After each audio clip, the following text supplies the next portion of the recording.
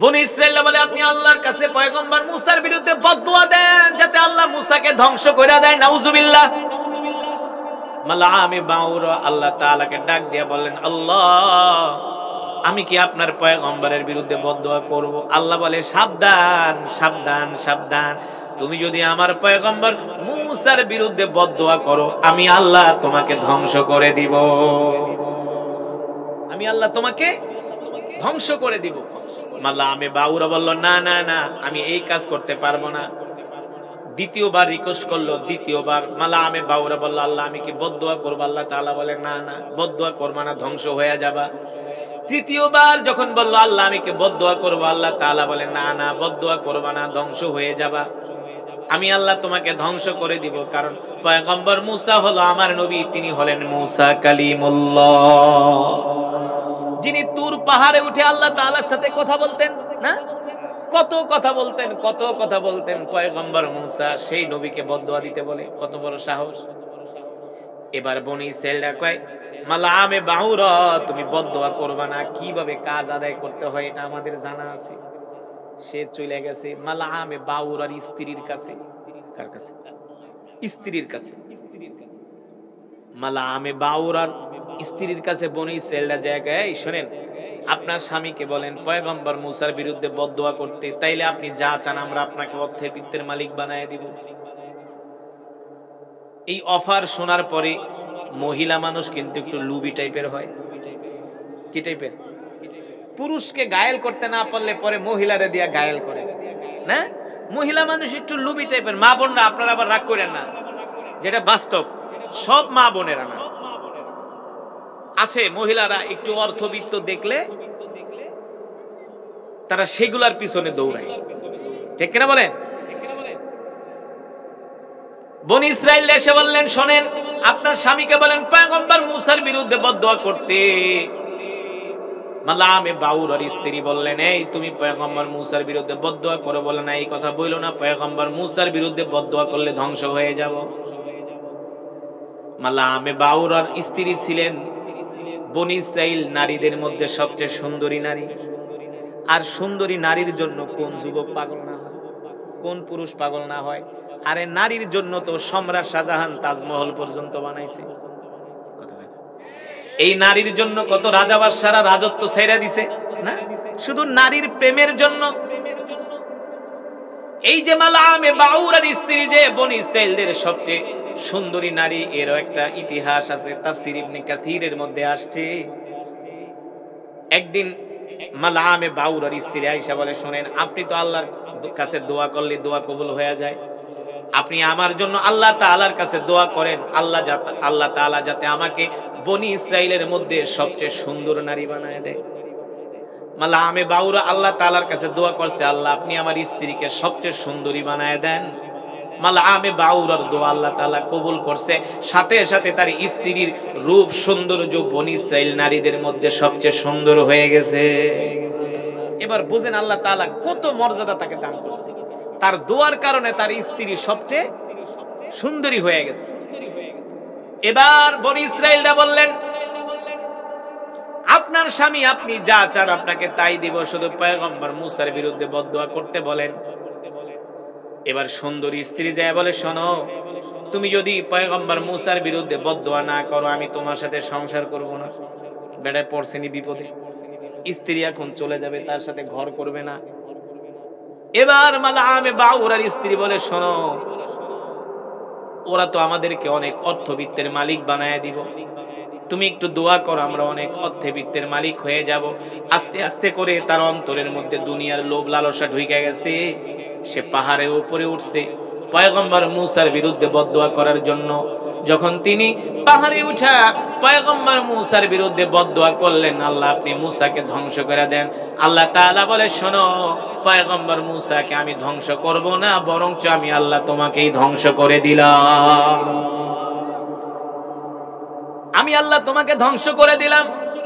কুরআনুল কারীমের সূরাতুল আরাফ কোন সূরা? 175-76 নাম্বার আয়াতের ভিতরে আল্লাহ তাআলা বলতেছেন, কি বলে ভালো করে শুনেন। ওয়াতলু আলাইহিম নাবা আল্লাযী আতাইনাহু আয়াতিনা ফানসালাখা মিনহা ফাআতবাআহু শাইতানু মিনাল গাওয়িন ওয়ালাউ শিনা লারাফানাহু বিহা ওয়ালাকিন্নাহু আখলাদা ইলাল আরদি ওয়াত্তাবা হাওয়া ফামাসালুহু কামাসালিল কালবুন মানে কুকুর। কালবুন মানে কি? কুকুর। আল্লাহ তাআলা বলেন, নবী আপনি আপনার উম্মতের সামনে এই মালআমে বাউরার ঘটনা বর্ণনা করেন। আমি আল্লাহ তাকে ইজ্জত দিয়েছিলাম, সম্মান দিয়েছিলাম। আপনি মানুষদেরকে জানায় দেন, এত সম্মান এত ইজ্জত দেওয়ার কারণে তার অন্তরের মধ্যে দুনিয়ার লোভ ঢুকে গেছে। সে দ্বীনের মধ্যে, ইসলামের মধ্যে প্রবেশ করার পরেও সে সীমা লঙ্ঘন করছে, দ্বীন থেকে বের হয়ে গেছে। এই কারণে আমি আল্লাহ মালআমে বাউরাকে ধ্বংস করে দিছি। শুধু ধ্বংস করে দেই নাই, আমি মালআমে বাউরাকে কুকুরের মতো বানায় দিছি। বনি ইসরাইলরা দেখে পাহাড়ের উপরে মালআমে বাউরার জিহ্বা কুকুরের মতো বের হইয়া হাঁপাইতেছে। জিহ্বা ছিল ছোট, 1 হাত লম্বা জিহ্বা হইয়া এখন জিহ্বা বের করে হা হা হা হা করতেছে। বনি ইসরাইলরা বলে, এই তুমি না আমাদের বড় আলেম, তোমার এই অবস্থা কেন? কয় তোদের কথা শুনতে যে আল্লাহ আজকে আমাকে কুকুর বানায় দিয়েছে। আমি না বলছিলাম পয়গম্বর মুসার বিরুদ্ধে বদদুয়া করতে পারবো না, বদদুয়া করলে আল্লাহ আমাকে ধ্বংস করে দিবে। তোদের কথা শোনার কারণে, দুনিয়ার লোভ অন্তরের ভিতরে ঢোকার কারণে, আল্লাহর সাথে নাফরমানি করার কারণে, আল্লাহর দ্বীনের মধ্যে প্রবেশ করার পরেও সীমা লঙ্ঘন করার কারণে আল্লাহ তাকে কুকুরের মতো বানায় দিয়েছে। এই তাফসীরের মধ্যে মুফাসসিরিন কেরাম বলে, যারা একবার নামাজ ধরে আর যদি নামাজ ছাইরা দেয় তাদের অবস্থা হলো কুকুরের মতো। যারা একবার দ্বীনের মধ্যে প্রবেশ করে আবার দ্বীন ছেড়ে দেয় তাদের অবস্থা হলো কুকুরের মতো। ঠিক কিনা বলেন? কুকুর যেমন মানুষের সাথে বেঈমানি করে, এক দরজা থেকে খায় আর এক দরজায় যায়, আর এক দরজা থেকে আর এক দরজায় যায়, এই সমস্ত কাজ করে কুকুরগুলো। ঠিক এই জমিনে কিছু মানুষ আছে আল্লাহ তাআলার নিয়ামত পায়াও আল্লাহ তাআলার সাথে নাফরমানি করে, আল্লাহর হুকুম মানে না। ঠিক কিনা বলেন? এই কারণে আল্লাহ তাআলা বলে, নবী আমি আল্লাহ ওই মালআমে বাউরকে যেমন কইরা সীমা লঙ্ঘন করার কারণে ধ্বংস করে দিছি, এই দুনিয়ার জমিনে এমন কিছু মুসলমান থাকবে, এমন কিছু নামদারি মুসলমান থাকবে যারা ইসলামের মধ্যে প্রবেশ করার পরেও দ্বীন থেকে বের হয়ে যাবে। আমি আল্লাহ হাসরের ময়দানে তাদেরকে কুকুরের মতো দাঁড় করায়া রাখবো, আর মানুষগুলো তাদেরকে চিনবে আর বলবে এই মানুষগুলো দুনিয়াতে আল্লাহর সাথে ধোঁকাবাজি করেছে। আপনি 1 মাস মসজিদে গেলেন, এখন আপনাকে মসজিদে পাওয়া যায় না, আপনার মাথায় টুপি নাই, আপনার মুখে দাড়ি নাই। কথা বলেন, দুনিয়ার লোভ আপনার মধ্যে ঢুকে গেছে। আপনি ব্যবসা বাণিজ্যের প্রতি ঝুঁকে গেছেন, ক্ষেত খামারের প্রতি ঝুঁকে গেছেন, দুনিয়ার ধান্দায় আপনি মত্ত হয়ে গেছেন, আল্লাহর হুকুম ছেড়ে দিয়েছেন। অথচ সাহাবায়ে কেরাম তো এমন ছিলেন না। সাহাবায়ে কেরাম নিজের জীবনের চেয়েও আল্লাহ আল্লাহ রাসূলকে ভালোবেসেছেন। ঠিক কিনা বলেন? কেমন ভালোবাসছে? রাসূলের একজন সাহাবী ছিল যার নাম হলো জুলাইবিব। নাম কি? জুলাইবিব রাদিয়াল্লাহু তাআলা আনহু। এই জুলাইবিব ছিলেন দেখতে কালো, কবিহুন একেবারে কালো, সগীরুন একেবারে ছোট। জুলাইবিব দেখতে ছিলেন কালো, দেখতে ছিলেন একেবারে ছোট, বেটে টাইপের মানুষ। তৃতীয় নম্বরে জুলাইবিব ছিলেন হুয়া ফাকিরুন জিদ্দান, সে ছিল একেবারে দারিদ্র, গরিব মানুষ। জুলাইবিবের ঘর নাই, বাড়ি নাই, টাকা নাই, পয়সা নাই, অর্থবিত্ত নাই। মসজিদে নববীর বারান্দায় জুলাইবিবের বালিশও ছিল না, মাথার নিচে পাথর দিয়া জুলাইবিব ঘুমাতেন। পানির পিপাসা লাগলে গ্লাসে করে পানি খাবে, গ্লাস পর্যন্ত জুলাইবিবের ছিল না, হাতের তালুতে করে জুলাইবিব পানি খাইতেন। এত নেহায়েত গরিব ছিলেন জুলাইবিব। আমরা কি জুলাইবিবের চেয়ে বেশি গরিব নাকি? হ্যাঁ, এত সম্পদ থাকার পরেও শুধু দুনিয়া আর দুনিয়া, টাকা আর টাকা, অর্থ আর অর্থ। কথা কথা। অথচ রাসূলের সাহাবী কত গরিব মানুষ ছিলেন, টাকা নাই, পয়সা নাই, ঘর নাই, বাড়ি নাই, কিছু নাই, এত দরিদ্র ছিলেন জুলাইবিব। কিন্তু তার অন্তরের মধ্যে ঈমান ছিল ভরপুর, তাকওয়া ছিল ভরপুর, ইখলাস ছিল ভরপুর। আল্লাহু আকবার। আল্লাহ নবী যখন কোরআনের বয়ান করতেন জুলাইবিব সবার সামনের কাতারে বসতেন। দেখবেন সমাজের মধ্যে কিছু গরিব মানুষ আছে, তাদেরকে মসজিদের সামনের কাতারে পাওয়া যায়, আর একটু টাকা পয়সা হয়ে গেলে ওদেরকে ছাই দিয়েও ধরা যায় না, খালি ব্যস্ততা দেখায়। নাই আপনাদের এলাকায় নাই? একটু পয়সাপাতি হয়ে গেলে আর মসজিদে আসে না, মসজিদে খুঁজে পাওয়া যায় না। সমাজের মধ্যে কিছু গরিব মানুষ আছে, তাদেরকে মসজিদের প্রথম কাতারে পাওয়া যায়, ইমাম সাহেবের সামনে পাওয়া যায়। যেই কোনো দিনের কাজের জন্য ডাকলে তারা বলে লাব্বাইক, সবার আগে আসি। এই যে এই ওয়াজ মাহফিল হইছে, এখানে অনেক নিবেদিত প্রাণ আছে যারা মাহফিলের জন্য হাঁটছে, খাটছে, কষ্ট করছে না, রাতকে রাত দিনকে রাত তারা মাহফিলের জন্য কষ্ট করছে, মাদ্রাসার জন্য কষ্ট করে। এমন কিছু আল্লাহর পেয়ারা বান্দা আল্লাহ কিয়ামত পর্যন্ত দুনিয়ার জমিনে আল্লাহ তাআলা কায়েম রাখবেন আল্লাহর দ্বীনকে টিকানোর জন্য। ঠিক জুলাইবিব রাদিয়াল্লাহু তাআলা আনহু এমন একজন ঈমানদার ছিলেন, রাসূলের সাহাবী। আল্লাহর নবী জুলাইবিবকে এত ভালোবাসতেন। জুলাইবিবের বয়স হয়ে গেছে। আল্লাহর নবী ডাক দিলেন, তাআলা ইয়া জুলাইবিব, এ জুলাইবিব এদিকে আসো। আতাজাওয়াজা ইয়া জুলাইবিব, এ জুলাইবিব তোমার তো বিয়ে করার বয়স হয়েছে, বিয়ে ঠিয়ে করবে কিনা? রাসূল তো ছিলেন উম্মতের কান্ডারি, সাহাবীদের দরদি। সাহাবীর বিয়ের বয়স হয়ে গেছে, আল্লাহর নবী বুঝতে পারছেন, ডাক দিয়া বলেন, আতাজাওয়াজা ইয়া জুলাইবিব, এ জুলাইবিব বিয়ে শাদী করবে কিনা? বয়স তো হয়ে গেছে। জুলাইবিব মনে মনে বলে, ওগো নবীজি, বিয়ে তো করব, আমি তো গরিব মানুষ, এত গরিব মানুষ, মক্কার কোন মানুষ আমার দিকে ফিরেও তাকায় না, মদিনার কোন মানুষ আমার সাথে সম্পর্ক করে না, শুধু গরিব হওয়ার কারণে। গরিব মানুষদেরকে কেউ ভালোবাসে না। আর এই সমাজের মধ্যে যদি কেউ অভাবী হয়, অভাবী মানুষকে মানুষ বাঘের চেয়েও ভয় পায়। কথা বোঝেন নাই? খালি অভাবে পড়ে দেখেন, আপনাকে আত্মীয় স্বজন দেখলেই ভয় পাবে, কোন সময় আবার কি চায় বসে। হ্যাঁ, আপনি যদি অভাবী হন, কারো বাসায় বেড়াইতে গেল আপনার সাথে সহজে কথা বলবে না। আবার কোন দিক দিয়ে টাকা পয়সা চায়, হাওলাত চায়, কোন বিপদে ফালায়। আত্মীয়র বাড়িতে গেল, আত্মীয় তেমন একটা পাত্তা দেয় না, অভাবী হওয়ার কারণে, গরিব হওয়ার কারণে। আর যদি পয়সা পাতি থাকে, সে গেলে তার সম্মান কাকে বলে? যাওয়ার আগেই মুরগি জবাই করে। এই দুনিয়াতে মানুষ অর্থের পূজারী না। যার অর্থ আছে তার সম্মান আছে, যার অর্থ আছে তার সব আছে, যার অর্থ নাই তার কিছুই নাই। গরিব মানুষদেরকে কেউ ভালোবাসে না, তবে ভালোবাসেন আল্লাহ। ঠিক কিনা বলেন? গরিব মানুষদেরকে আল্লাহ ভালোবাসেন, আল্লাহ রাসূল ভালোবাসেন। জুলাইবিবকে ডাক দিয়ে বলে, জুলাইবিব বিয়া শাদী করবা কিনা বলো। জুলাইবিব কথা বলে না, চুপ করে আছে।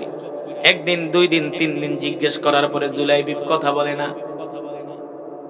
চতুর্থ দিন আল্লাহর নবী ডাক দিছে, জুলাইবিব তোমার তো বয়স হয়ে গেছে, বিয়া শাদী করবা কিনা?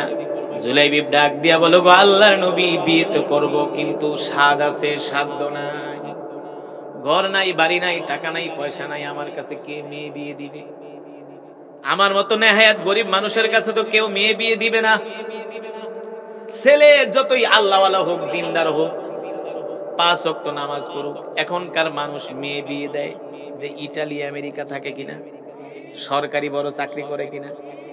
সমাজের ভিতরে পাত্রের অভাব নাই, 5 ওয়াক্ত নামাজ পড়ে, মসজিদে যায় দাঁড়িয়ে আছে, এই যুবকের কাছে মেয়ে বিয়ে দিবে না, কারণ তার ইনকাম কম।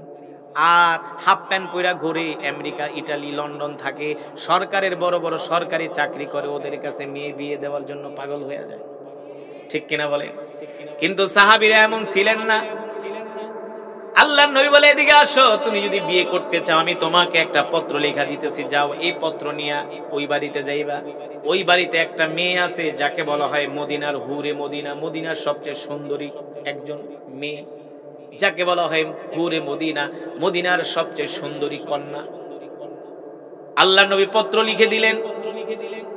এই পত্র নিয়ে জুলাইবিব রাদিয়াল্লাহু তাআলা আনহু ওই মেয়ের বাড়ির দরজার সামনে গেলেন, যে ঘরের দরজায় নক করলেন, ইফতাহিল বাব, দরজা খুলে দাও। দরজা খুলে দেওয়া হলো। সাহাবী আবু আইয়ুব আনসারী রাদিয়াল্লাহু তাআলা আনহু ঘরের দরজা খুলে দেখেন, তার ঘরের দরজার সামনে একজন কালো যুবক দাঁড়ানো। কি যুবক? কালো, ব্ল্যাক গোল্ড, একেবারে কুচকুচে কালো, খাটো, কাসিরুন, খাটো, ফকিরুন, গরিব। আবু আইয়ুব আনসারী বলে, আমি তো তোমাকে চিনি, তোমার নাম জুলাইবিব? বলে, আমি জুলাইবিব। কেন আসছো? জুলাইবিব মনে মনে ভাবে, যদি আমি মুখে বলি তাহলে আমাকে এক চান্সেই ডিনাই করে দিবে, আমার প্রস্তাব রাখবে না, কারণ আমি তো গরিব মানুষ। এই কারণে জুলাইবিব আল্লাহর নবীর পত্রটা আবু আইয়ুব আনসারীর কাছে দিছে। পত্রের মধ্যে দেখে আল্লাহ রসুলের নাম, আল্লাহ রসুলের সালাম, পত্রের মধ্যে আল্লাহ নবী লেখা দিয়েছে, শোনো তোমার যেই সুন্দরী কন্যা আছে এই কন্যার সাথে আমার এই সাহাবীর সাথে বিবাহের ব্যবস্থা করো। আরো আস্তে কোন সুবহানাল্লাহ। কামড়া করছি কি? যুবক, কালো, গরিব, ফকির, বেটে, তার সাথে মদিনার সবচেয়ে সুন্দরী কন্যার বিয়ের প্রস্তাব। কপালে থাকলে ঠেকায় কি? আল্লাহ যদি আপনার নসিবে রাখে, পৃথিবীর কোন মানুষ ঠেকাতে পারে? জুলাইবিবের বিয়ের প্রস্তাব শুনে মদিনার যুবকগুলো অবাক হয়ে গেছে। বলে কি, আমরা দেখতে শুনতে এত হ্যান্ডসাম, এত সুন্দর, টাকা আছে, পয়সা আছে, দেখবেন সমাজের মধ্যে এমন কালো, এমন কালো, এমন অশিক্ষিত বিয়ে করে নিয়েছে একটা সেই ঘরের মেয়ে। কিছু যুবক দেখে আফসোস করে, তা আমরা জীবনে কি করলাম? তুই দি কাম পাকায়া দিছস, বুঝেন নাই? তুই তো কাম সাইরা দিছস, আমরা কি করলাম? কপাল থাবড়ায়। ঠিক জুলাইবিবের বিয়ের প্রস্তাব শুনা মদিনার যুবকগুলোকে আমরা কি করলাম? মদিনার সবচেয়ে সুন্দরী কন্যার সাথে তোমার বিয়ে। এবার জুলাইবিব রাদিয়াল্লাহু তাআলা আনহু ঘরের দরজার সামনে দাঁড়ায় আছে।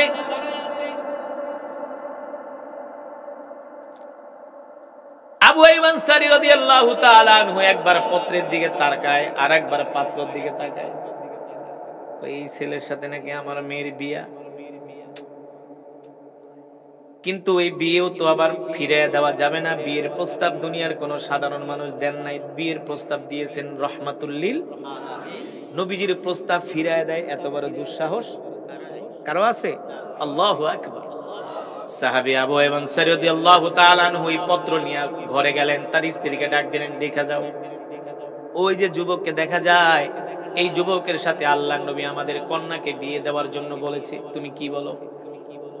স্ত্রী বলে, বলেন কি? বলে, হ্যাঁ, এই যে আল্লাহর নবীর পত্র। মা বাবা দুইজনে কানা ঘোষা করতেছে, পিছন থেকে কন্যা শুইনা ফেলাইছে। আবি উম্মি তাআলাও, এদিকে আসো, কি নিয়ে কথাবার্তা বলো, আমাকে বলো না কেন? সাহাবী আবু আইয়ুব আনসারী বলে, মারে তোর সাথে বিবাহের ব্যবস্থা করার জন্য আল্লাহর নবী বিয়ের প্রস্তাব পাঠাইছে। বলে, পাত্রকে? বলে, ওই যে ঘরের দরজার সামনে দাঁড়ানো, দেখে পাত্র তো একেবারে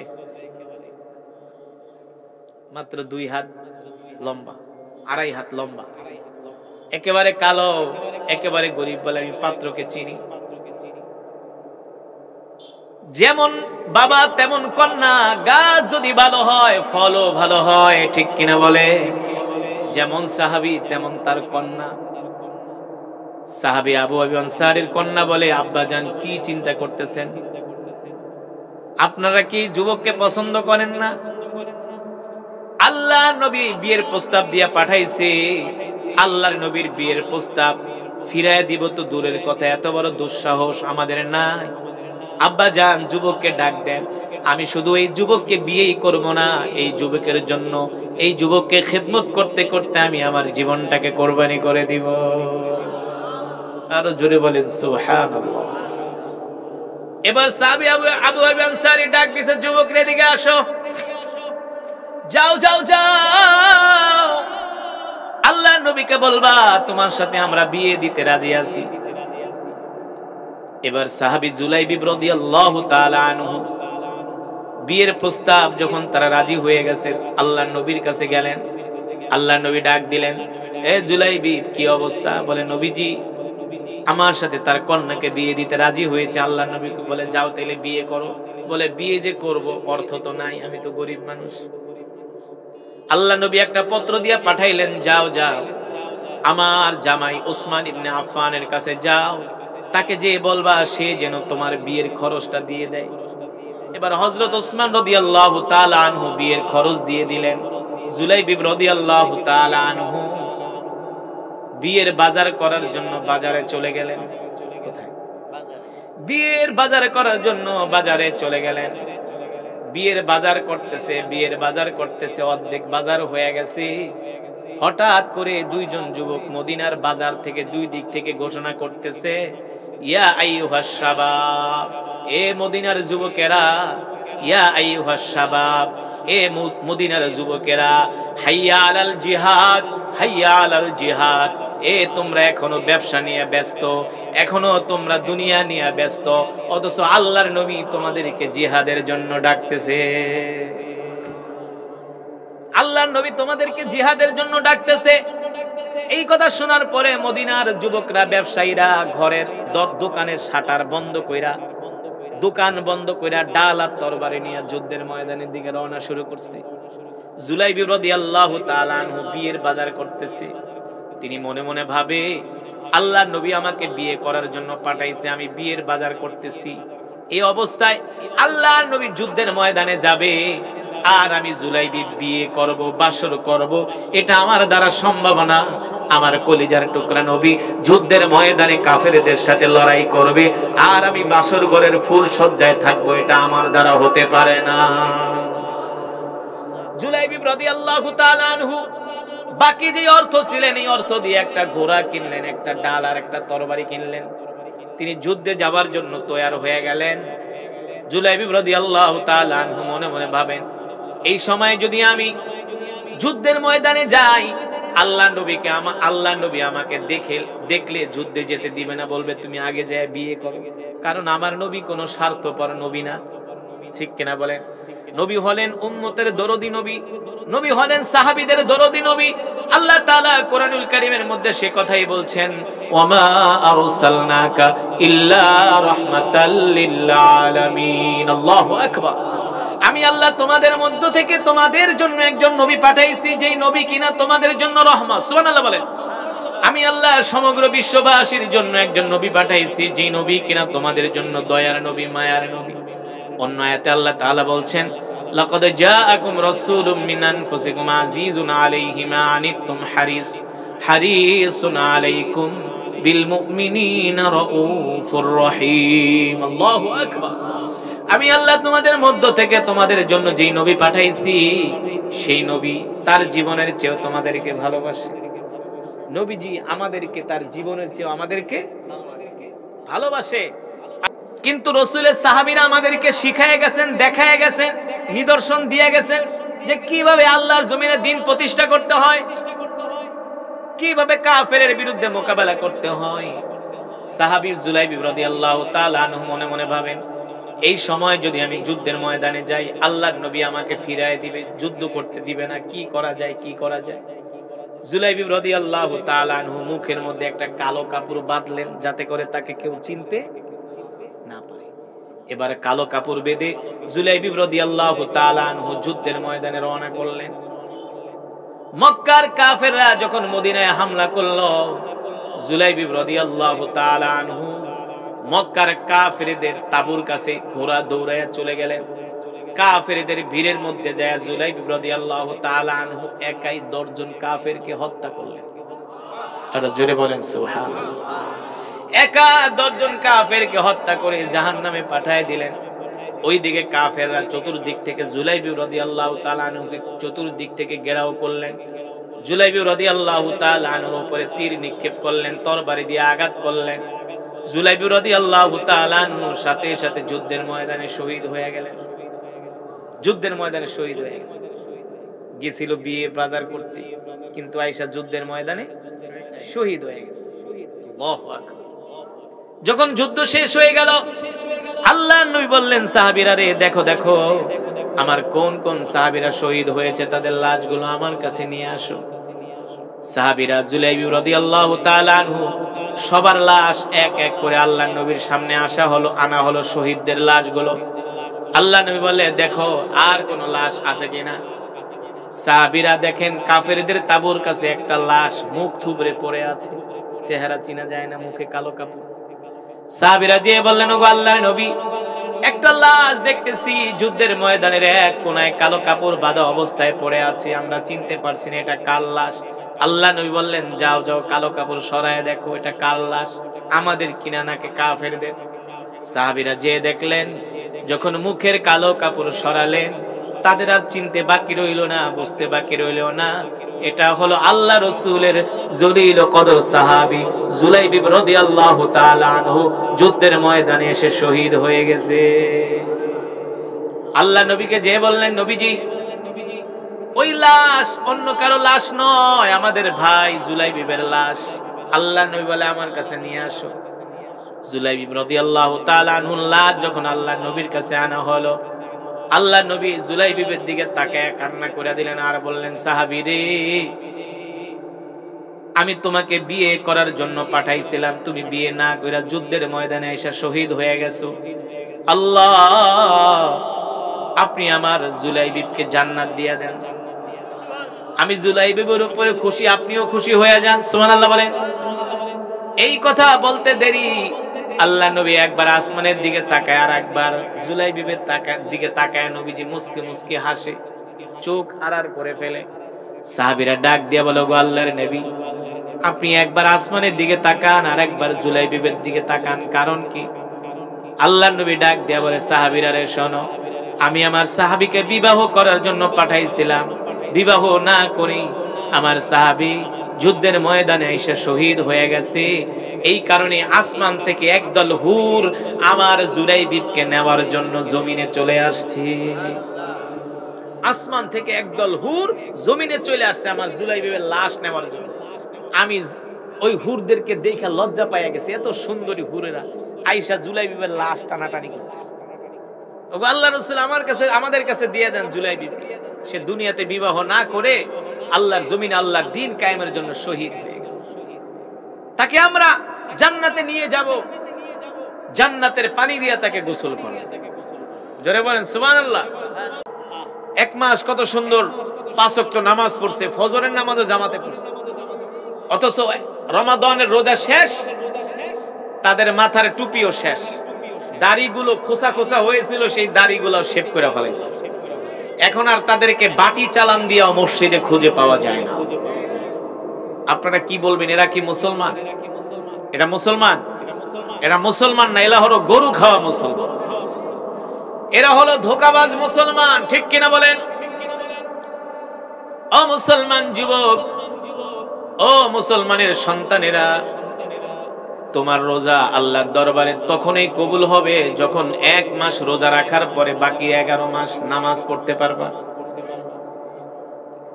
1 মাস রোজা রাখার পরে বাকি 11 মাস যদি মসজিদে তোমাকে খুঁজে পাওয়া না যায় বন্ধু, তাহলে বুঝতে হবে তোমার রোজা, তোমার কোন ইবাদত আল্লাহর দরবারে কবুল হয় নাই। ঠিক কিনা? কবুল হয়েছে নাকি? আল্লাহ তাআলার দরবারে কবুল হয় নাই। ইবাদত কবুল হওয়ার আলামত, নিদর্শন হলো আপনি যদি যোহরের নামাজ পড়ার পরে আসরের নামাজ যদি জামাতের সাথে পড়তে পারেন, তাহলে বুঝতে হবে আপনার যোহরের নামাজ আল্লাহর দরবারে কবুল হয়েছে। আর যদি যোহর পড়ার পরে আসরেও খবর নাই, মাগরিবেও খবর নাই, ইশারেও খবর নাই, ফজরেও খবর নাই, তাহলে বুঝতে হবে আপনার এই নামাজ আল্লাহর দরবারে কবুল হয় নাই। যদি আল্লাহর দরবারে কবুল হতো, আপনার ঈমান আপনাকে কানে ধরে মসজিদে নিয়ে আসতো।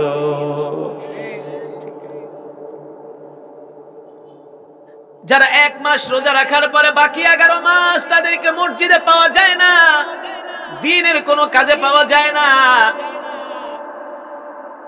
আল্লাহ তাআলা বলে, আমি তোমাকে রমাদান দিয়েছিলাম 1 মাস, ইবাদত করার পরে তুমি আবার আগের মতো নাফরমানি শুরু করছো, আল্লাহ তাআলার হুকুমকে মানতেছো না। আল্লাহ তাআলা তাদেরকে হুঁশিয়ারি উচ্চারণ করে বলেন, নবী আপনি এই সমস্ত মানুষদেরকে বলে দেন, যারা একবার ইসলামের ভিতরে প্রবেশ করে, দ্বীনের ভিতরে প্রবেশ করে, তারপরে আবার যারা ইসলাম থেকে বের হয়ে যায়, দ্বীন থেকে বের হয়ে যায়, আমি আল্লাহ তাদেরকে হাসরের ময়দানে কুকুরের মতো দাঁড় করাবো। নাউজুবিল্লাহ বলবেন না? আল্লাহ তাআলা বলতেছে, তুমি দ্বীন মানার পরে, দ্বীন বুঝার পরে, ইসলামের মধ্যে প্রবেশ করার পরে যদি আবার দ্বীন থেকে বের হয়ে যাও, আমি আল্লাহ হাসরের ময়দানে তোমাকে আমি আল্লাহ কুকুরের মতো দাঁড় করাবো। চৈত্র মাসে কুকুর যেমন জিহ্বা বের করে হাঁপাতে থাকে, যেই মানুষগুলো 1 মাস রোজা রাখার পরে বাকি 11 মাস তাদেরকে মসজিদে পাওয়া যায় না, আল্লাহ তাআলা বলে হাসরের ময়দানে আমি আল্লাহ তোমাদেরকে কুকুরের মতো মানুষের সামনে দাঁড় করাবো, আর মানুষ তোমাদেরকে দেখে চিনবে এই সমস্ত মানুষগুলো দুনিয়াতে আল্লাহর সাথে ধোঁকাবাজি করেছে। আপনি যদি 2 দিন ক্লাসে যান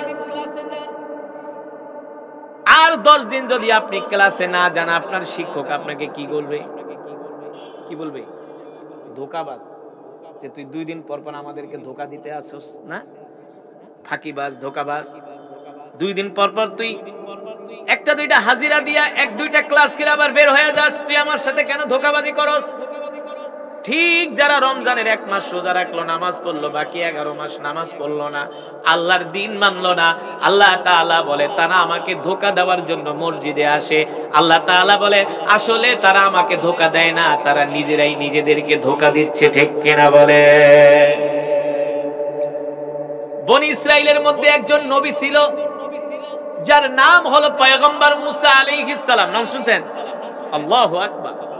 অনেক বড় পয়গম্বর, আল্লাহ তাআলার একজন প্রিয় পয়গম্বর, আল্লাহ তাআলার নবী পয়গম্বর মুসা আলাইহিস সালাম। তিনি ছিলেন বনি ইসরাইলদের নবী। ওই বনি ইসরাইলের মধ্যে একজন লোক ছিল, বনি ইসরাইলের সবচেয়ে বড় আলেম, সবচেয়ে বড়, তার নাম হলো বালআমে বাউরা। বালআমে বাউরা নামটা মনে রাখেন। এই ব্যক্তিটা ছিল বনি ইসরাইলের সবচেয়ে বড় আলেম। কেমন আলেম জানেননি? এই ব্যক্তিটা ছিল মুস্তাজাবুদ দাওয়া। সে যদি আল্লাহর দরবারে কোনো দোয়া করত, সাথে সাথে দোয়া কবুল হয়ে যেত। মুস্তাজাবুদ দাওয়া। সে যদি আল্লাহ তাআলার দরবারে কোনো দোয়া করত, সাথে সাথে দোয়া কবুল হয়ে যেত। সে যা চাইতো আল্লাহ তাআলা তাকে তাই দিয়ে দিত। সুবহানাল্লাহ। আপনাদের কাছে প্রশ্ন, আপনাদের এলাকায় যদি এমন একজন আলেম থাকে যে দোয়া করলেই কবুল, আপনারা তাকে কি করবেন? পারলে মাথায় নিয়ে নাচবেন না? তার কাছে পানি পরা নিতে যাবেন, হাদিয়া নিয়ে যাবেন, কইবেন হুজুর আমার সন্তান নাই, আল্লাহ তাআলার কাছে দোয়া করেন আল্লাহ যেন আমাকে একটা সন্তান দেয়। যদি তার দোয়ায় আল্লাহ আপনাকে সন্তান দেয়, পারলে আপনি তার জুতা মুছা দিবেন। কথা বলেন। ঠিক বনি ইসরাইলদের সবচেয়ে বড় আলেম বালআমে বাউরা, তিনি আল্লাহর দরবারে কোনো দোয়া করলে কবুল হয়ে যেত। এত বড় আলেম ছিলেন। আর আল্লাহ তাআলা ওই ব্যক্তিকে এমন আল্লাহর নিদর্শন দান করেছিলেন, মর্যাদা দান করেছিলেন যে সে আল্লাহর কাছে কিছু চাইলে আল্লাহ থেকে ফিরাইয়া দিত না। এটা কি কম সম্মান নাকি বেশি সম্মান? জোরে কোন, কথা বুঝতেছেন? কম সম্মান নাকি বেশি সম্মান? এর চাইতে আর পৃথিবীর জমিনে সম্মান আছে যে আল্লাহ তাআলার দরবারে দোয়া করলে কবুল? সুবহানাল্লাহ। দেখেন বনি ইসরাইল হইল ঠেডা জাত, ঘাউরা জাতি। এই বনি ইসরাইলদের কিছু মানুষ আসলো বালআমে বাউরার কাছে, আয়েশা বলল বালআমে বাউরা, আপনি আমাদের অনেক বড় আলেম, আপনি আল্লাহর দরবারে দোয়া করলে আল্লাহ আপনার দোয়া কবুল করে, তবে আপনি আমাদের জন্য আল্লাহর দরবারে একটা দোয়া করেন। বালআমে বাউরা বলে কি দোয়া? বলে শোনেন, দোয়া যে করবেন করার আগে আমরা আপনাকে কিছু কথা বলতেছি, আপনি আমাদের জন্য দোয়া করবেন, বিনিময়ে যা চান আপনাকে তাই দেওয়া হবে। মনে করেন আমি ওয়াজ করতে সময় মসজিদের ইমাম সাহেবদেরকে, হুজুরদেরকে চিরকুট লেগে দেয়, হুজুর আমার জন্য দোয়া করেন, আমার 14 গোষ্ঠীর জন্য দোয়া করেন না? দোয়া না করলে জোর করে দোয়া করায়। হ্যাঁ, বিগত সরকারের আমলে অনেক প্রোগ্রামে যাইতাম, আমাদেরকে জোর করে দোয়া করাইতো। অমুকের লেগে দোয়া করো, তমুকের লেগে দোয়া করো, জোর করে বেহেশতে নিয়ে যাই, জোর করে দোয়া করায় বেহেশতে নিয়ে যাই। এগুলো হলো বনি ইসরাইলদের স্বভাব। দোয়া আসে মন থেকে, জোর করে দোয়া করানো যায় না। বনি ইসরাইলরা বললেন বালআমে বাউরা, আপনি যে দোয়া করবেন, দোয়া করার আগে আমাদের কিছু কথা আছে। আপনি দোয়া করলে আপনি যা চান আমরা আপনাকে তাই দিব। তাই দিবে মানে যত সম্পদ চান সম্পদ দিব, ক্ষমতা চাইলে ক্ষমতা দিব, অর্থবিত্তের মালিক বানায় দিব। বালআমে বাউরা বললেন কি দোয়া? বলে শোনেন, আমরা গরুর পূজা করি, বাছুরের পূজা করি, গাছের পূজা করি, মাছের পূজা করি, আগুনের পূজা করি, কিন্তু আমাদের কওমের মধ্যে, আমাদের দেশে একজন নবীর আবির্ভাব ঘটেছে যার নাম হলো পয়গম্বর মুসা আলাইহিস সালাম। পয়গম্বর মুসা, আপনি এই মুসার বিরুদ্ধে বদদোয়া করেন। কত বড় শয়তান! নবীর বিরুদ্ধে কয় বদদোয়া করতে। কয় কেন তার বিরুদ্ধে আমি বদদোয়া করব? কয় দেখেন সে আমাদেরকে গরু পূজা করতে না করে, বাছুরের পূজা করতে না করে, আগুনের পূজা করতে না করে, সে আমাদেরকে এক আল্লাহর হুকুম মানতে বলে, এটা কি আমাদের দ্বারা সম্ভব?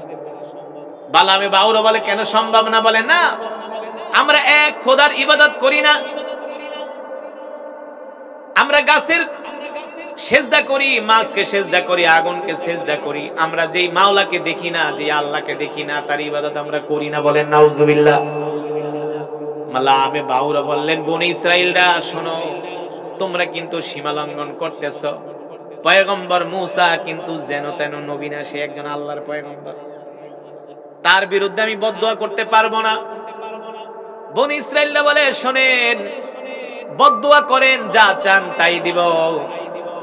মালামে বাউরার অন্তরের মধ্যে লোভ ঢুকে গেছে। কি ঢুকে গেছে? লোভ।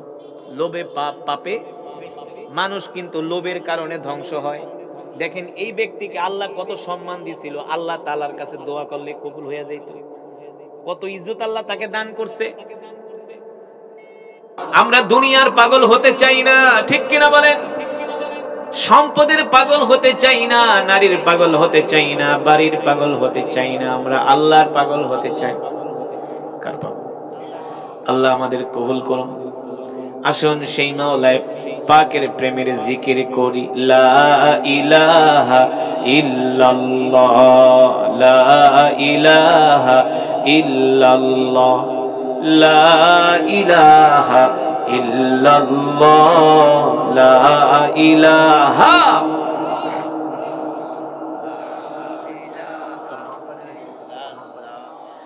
লা ইলাহা ইল্লাল্লাহ, লা ইলাহা ইল্লাল্লাহ, লা ইলাহা, লা ইলাহা ইল্লাল্লাহ মুহাম্মাদুর রাসূলুল্লাহ। মুহাব্বতের সাথে পড়ি সাল্লাল্লাহু। আলহামদুলিল্লাহ, সেই মহান আল্লাহ সুবহানাহু ওয়া তাআলার দরবারে লাখো কোটি শুকর, যে মহান রব্বুল ইজ্জত ওয়াল জালাল আল্লাহ জাল্লা শানহু আম্মা নাওয়ালুহু ভুয়ার কান্দর হাফিজিয়া মাদ্রাসার উদ্যোগে ৭৯তম বাৎসরিক ঐতিহ্যবাহী আজিমুস শান তাফসীরুল কোরআন মাহফিল, উক্ত মাহফিলের সভাপতি, প্রধান অতিথি, আমার মঞ্চে উপবিষ্ট ওলামায়ে কেরাম, দূর দূরান্ত থেকে আগত দিন প্রিয়, ইসলাম প্রিয় আল্লাহ তাআলার পেয়ারা বান্দারা, পর্দার অন্তরালে সম্মানিত মা ও বোনেরা, সেই মহান রব্বে করিমের দরবারে লাখো কোটি শুকর, যে মহান রব্বুল ইজ্জত ওয়াল জালাল আল্লাহ জাল্লা শানুহু আম্মা নাওয়ালুহু আজকে আমাদেরকে এত সুন্দর পরিবেশে বসে কোরআনুল কারীমের তেলাওয়াত শোনার সুযোগ করে দিয়েছেন। এজন্য আমরা শুকরিয়া তান আদায় করি, পড়ি আলহামদুলিল্লাহ। আল্লাহ তাআলার বান্দারা, আমি দীর্ঘক্ষণ সময় কোরআনুল কারীমের তেলাওয়াত করেছি, আপনারা শুনেছেন। এই মজমায় যারা উপস্থিত হয়েছেন, আপনারা যে কত বড় জিতা জিতছেন এটা আপনারা কল্পনাও করতে পারেন না। এই মাহফিলে আসার কারণে যে আপনাদের কতটা লাভ হয়েছে। লাভ কি হয়েছে? জোরে বলেন। লাভ হয়েছে। কি লাভ বলবো? কি লাভ বলবো? আপনারা যখন ঘর থেকে বের হয়েছেন, ফেরেশতারা আপনাদেরকে বলতেছে, এই আল্লাহর বান্দারা, তুমি কোরআনের মাহফিলে যাচ্ছ, যাও কোরআনের মাহফিলে যাও। আল্লাহুম্মা গফির ওয়ারহাম, আল্লাহুম্মা গফির ওয়ারহাম। আল্লাহ আপনার যে বান্দারা কোরআন শোনার জন্য যাচ্ছে, আল্লাহ আপনি তাদেরকে ক্ষমা করে দেন। ফেরেশতারা আমাদের জন্য দোয়া করতেছে। শুধু এখানেই শেষ নয়, এই মজমায় যারা উপস্থিত হয়েছেন, কোরআনের তেলাওয়াত শুনেছেন, এক একজন এক এক খতম করে কোরআনুল কারীমের সওয়াব পেয়েছে। কিভাবে বলতে পারবেন? জোরে বলেন। আমার ওয়াজ করার ধরন আর সিস্টেম হলো, বক্তা একা ওয়াজ করবে না, সাথে শ্রোতারা ওয়াজ করবে। কারণ বক্তা যদি একা ওয়াজ করে তাহলে শ্রোতারা ঘুমায় যাবে আর এদিক ওদিক চিন্তা করবে। এই কারণে আপনাদের অ্যাটেনশন থাকতে হবে, আপনাদের বয়ানের দিকে মনোযোগ আছে কিনা। মাঝে মাঝে আপনাদেরকে তাকবীর দিতে হবে, আল্লাহু আকবারের ধ্বনি দিতে হবে। রাজি আছেন মুসলমান? এই যে বিগত একটি মাস আমরা রমাদানের রোজা রেখেছি, রাখছি না? একটি মাস মসজিদে মুসল্লিতে ভরপুর ছিল। হ্যাঁ, একটা মাস মসজিদে মুসল্লিতে ভরপুর ছিল। দোকানে বৈশা সিনেমা দেখতো না, বিড়ি খাইতো না, অশ্লীল কথাবার্তা বলতো না, কত সুন্দর পরিবেশ ছিল, গুনার কাজের দিকে যাইতো না, মাথায় টুপি ছিল, মুখে দাড়িগুলো রাখছিল। কিন্তু দুঃখ আর পরিতাপের বিষয় হলো রমাদান চলে গেছে, কিছু মুসলমান নামাজ ছেড়ে দিছে। আপনাদের এলাকায় নাই? আরে না, আপনাদের এলাকার মানুষ খুব ভালো আছে। ইন্নাল হামদালিল্লাহ নাহমাদুহু ওয়া নাস্তাঈনুহু ওয়া নাস্তাগফিরুহু ওয়া নু'মিনু বিহি ওয়া নাতাওয়াক্কালু আলাইহি ওয়া নাউযু বিল্লাহি মিন শুরুরি আনফুসিনা ওয়া মিন সাইয়্যাতি আ'মালিনা মান ইয়াহদিহিল্লাহু ফালা মুদিল্লা লাহু ওয়া মান ইউদ্লিলহু ফালা হাদিয়া লাহু ওয়া নাশহাদু আল লা ইলাহা ইল্লাল্লাহু ওয়াহদাহু লা শারীকা লাহু ونشهد أن سيدنا ومولانا محمدا عبده ورسوله الذي أرسله بالحق بشيرا ونذيرا وداعيا إلى الله بإذنه وسراجا منيرا أما بعد فأعوذ بالله من الشيطان الرجيم بسم الله الرحمن الرحيم قل إن كنتم تحبون الله فاتبعوني يحببكم الله ويغفر لكم ذنوبكم والله غفور رحيم وقال رسول الله صلى الله تعالى عليه وسلم لا يؤمن أحدكم حتى أكون أحب إليه من والده وولده والناس أجمعين أو كما قال النبي عليه الصلاة والسلام فقد قال الله تبارك وتعالى إن الله وملائكته يصلون على النبي يا أيها الذين آمنوا صلوا عليه وسلموا تسليما بلغ العلا بكماله كشف الدجى بجماله حسنت جميع خصاله صلوا عليه وآله আরবের বুকে মক্কা নগরীতে যেথায় মা আমিনার ঘর, আরবের বুকে মক্কা নগরীতে যেথায় মা আমিনার ঘর, খোদার করুণায় কৌসার হয়ে রহমত ঝরেছে বারংবার বালাগাল আউলা কাশাফাদ দুজা বিজামালিহি হাসনাত জামিউ খিসালিহি সাল্লু আলাইহি ওয়া আলিহি। আসুন মৃত্যুর কথা স্মরণ করে প্রাণ ভরে মাওলায়ে পাকের জিকির করি। আমাদের জিকিরের আওয়াজ শুনে আশেপাশের মানুষগুলো বলবে এখানে কিছু আল্লাহর পাগলেরা বসে আছে। আমরা কার পাগল? লজ্জা করে বলতে আমরা কার পাগল? শয়তান শুধু বাইরের থেকে গুতায় আর প্ররোচনা দেয় তাড়াতাড়ি করে বাইরে আয়, ঠিক কিনা বলেন? তো আমরা শয়তানের ফাঁদে পা দিব না। আমরা আজকের এই মাহফিল শেষ করে মোনাজাত দিয়ে মা বাবা আত্মীয় স্বজনের জন্য দোয়া করে বাড়িতে যাব। রাজি আছেন ইনশাআল্লাহ? সেই ইমানের পাওয়ার আপনাদের আছে, সেই ধৈর্য আপনাদের আছে? কে কে শেষ মোনাজাত দিয়ে বাড়িতে যাবেন হাত উঠে আসমানের মালিক জমিনের মালিক আল্লাহকে দেখায় দেন। হাত সোজা করেন, সোজা করেন। আরে সোজা করেন, এই হাত উঠানোর উসিলা আল্লাহ তাআলা আমাদের জিন্দেগীর গুনাহ মাফ করে দিতে পারে, ঠিক কিনা বলেন? বলেন আল্লাহ, আরো জোরে বলুন আল্লাহ, আমাদের গুনাহগুলো মাফ করে দেন। আল্লাহ এই মাজমাকে কবুল করে নেন। আল্লাহ শেষ মোনাজাত দিয়ে যাওয়ার তৌফিক দেন। বলি আমিন, আমিন। হাত নামান। আরে মুসলমান, আমাদের এখন ওয়াজের ময়দানে থাকার কথা ছিল না, আমাদের থাকার কথা ছিল জিহাদের ময়দানে। কোথায়? জিহাদের ময়দানে সে আলোচনা হবে, বসেন। আজকে আপনাদেরকে একটা জিহাদের আলোচনা শোনাবো, রাজি আছেন? রাসূলের সাহাবীরা কিভাবে ইসলামের জন্য জীবন দিছে। আমরা তো জীবন তো দেওয়া দূরের কথা, আমরা তো ঠিকমতো নামাজই পড়ি না। হ্যাঁ, নামাজই পড়ি না, মসজিদেই আসি না, কোরআনের মজমায় আসি না, জীবন তো দিবে দূরের কথা। আজকাল মুসলমান হয়ে গেছে গরু খাওয়া মুসলমান, নাফরমান মুসলমান, ঠিক কিনা বলেন? সিনেমা দেখতে গেলে 3 ঘন্টা 6 ঘন্টায় কোনো কষ্ট হয় না, আর মসজিদে গেলে 10 মিনিটে একেবারে কোমর ব্যথা হয়ে যায়। ওয়াজ মাহফিলে আসলে শুধু 10 মিনিট ওয়াজ শুনে দৌড় দেয়। এগুলো হচ্ছে যাদের ইমানের পাওয়ার নাই, যাদের ইমান দুর্বল, তারা এই সব কাজ করে। আর যাদের ইমানের পাওয়ার আছে, আল্লাহ রাসূলের মহব্বত আছে, তারা কোরআনের মজমায় জমে জমে বসে যায়, ঠিক কিনা বলেন? মাছ যেমন পানি ছাড়া চলতে পারে না, মাছ যেমন পানি ছাড়া চলতে পারে না, মুমিনও আল্লাহর কোরআনের মজমা ছাড়া বাঁচতে পারে না, ঠিক কিনা বলেন? মুসলমান, আজকে যে মাদ্রাসার উদ্যোগে মাহফিল, এই 2 মিনিট, 1 থেকে 2 মিনিট মাদ্রাসার ছাত্ররা আপনাদের কাছে একটা ব্যাগ নিয়ে যাবেন।